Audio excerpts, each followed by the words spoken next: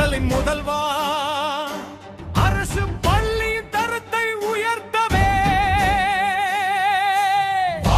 தலைவா. ஜாதி மத பேதமின்றி அனைவருக்கும் சமக்கல்வி அளிக்கவே தலைவா.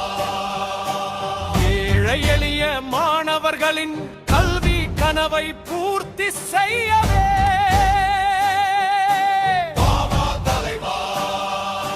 காமராஜரின் கனவு நிஜமாகவே தலைவா.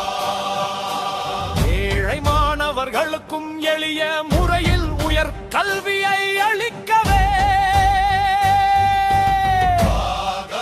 தமிழரின் பெருமையை பறைச்சார்